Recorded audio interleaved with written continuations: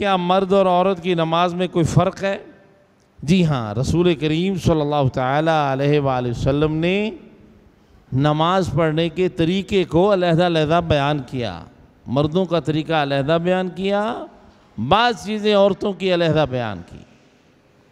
مثلا نماز میں جب ہاتھ عورت اٹھائے گی تو وہ کانوں تک نہیں اٹھائے گی، مرد کانوں تک، عورت اپنے کندھوں تک اٹھائے گی۔ نمبر 2، عورت جب اپنے ہاتھ باندھے گی تو وہ ناف پر نہیں باندھے گی، وہ اپنے سینے پر ہاتھ پہ ہاتھ رکھ کر باندھے گی۔ یہ دوسرا فرق ہے۔ نمبر 3، عورت کا ایک نماز کا فرق یہ ہے کہ وہ جب رکوع کرے گی تو بہت زیادہ نہیں جھکے گی، بس اتنا جھکے کہ اس کے ہاتھ گھٹنوں تک لگ جائیں۔ مرد اپنی کمر کو سیدھا کرے، بہت جھکے۔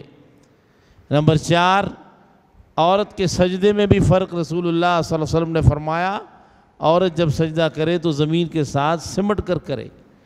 مرد اپنی کلائیوں کو جدا کرے گا، اپنی رانوں کو پیٹ سے جدا کرے گا اور کھلا ہو کر سجدہ کرے گا۔ عورت اپنے تمام جسم کو سمیٹ کر اور زمین سے چپٹ کر، مرد اپنے پاؤں کھڑے رکھے گا۔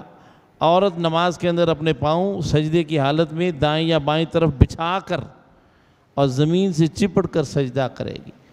نمبر 5، جب عورت اتحیات میں بیٹھے گی تو مرد کے لیے حکم یہ ہے کہ ایک پاؤں کھڑا کرے، ایک پر بیٹھ جائے، جبکہ عورت کے لیے یہ ہے کہ وہ دونوں پاؤں ایک طرف بچھائے، دائیں یا بائیں، اور پھر بیٹھ جائے۔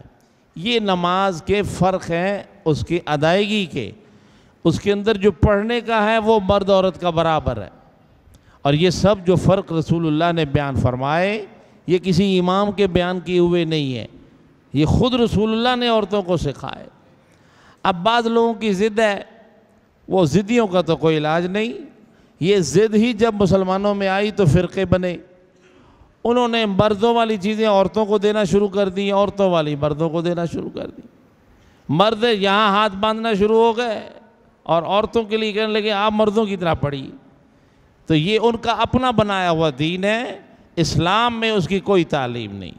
اور یہ جو بنایا ہوا مذہب ہے 1887 میں بنا، یعنی 200 سال بھی پورے نہیں ہوئے۔ اس سے پہلے 1400 سال سے جو اسلام آ رہا ہے وہ مرد اور عورت کی نماز کا علیحدہ علیحدہ طریقہ کار آ رہا ہے۔ حضرت ام المومنین سجیدہ عابدہ صالحہ عائشہ صدیقہ سلام اللہ تعالی علیہا نماز کے مسئلے سب سے زیادہ انہوں نے بیان کیے۔ یہ ساری روایات ان کی احادیث میں موجود ہیں۔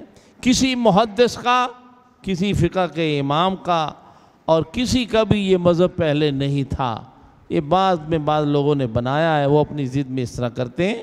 لیکن بہرحال عورتوں کو چاہیے کہ وہ اپنے پیارے نبی صلی اللہ تعالیٰ علیہ وآلہ وسلم کی تعلیمات کے مطابق 5 فرق کر کے نماز کو ادا کیا کریں۔ اللہ تعالیٰ عمل کی توفیق عطا فرمائے۔